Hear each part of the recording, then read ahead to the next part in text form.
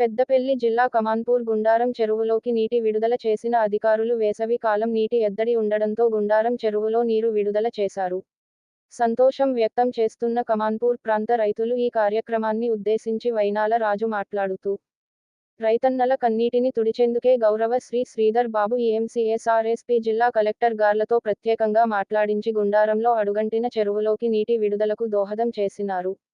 పూటకో రంగు చొక్కలు మార్చే ఊసరవెల్లి లాంటి నాయకులు రైతులను మార్చే ప్రయత్నం చేస్తున్నారు. కానీ ఈ ప్రాంత రైతాంగం కోసం అహర్నిశలు పనిచేసేది గౌరవ శ్రీపాద గారి కుటుంబమే అని అన్నారు.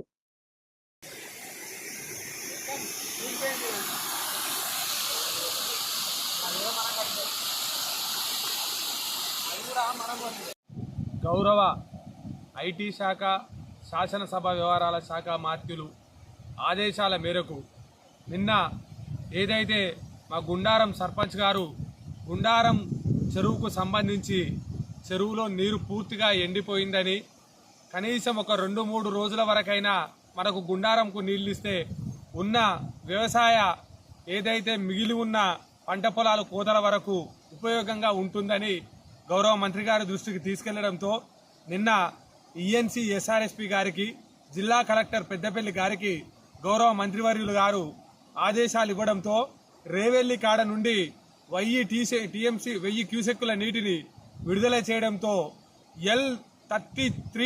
L26 నుంచి L31 వరకు ఏడైతే ఉన్నాయో వాటికి అనుసంధాన కాలువలకు నీటిని వదిలిస్తూ మిగతా నీటిని ఏదైతే గుండారం చెరువుకు నింపడానికి జరుగుతూ ఉంది.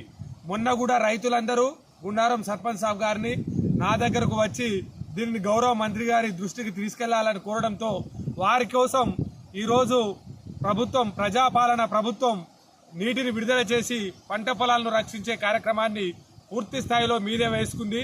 రైతులు మీరు అధైర్యపడాల్సిన అవసరం లేదు. మీకు పూర్తి స్థాయిలో పంట చేతికొస్తుంది. పంటను ప్రతి గింజ వరకు కొనుగోలు చేసే బాధ్యత మాదే.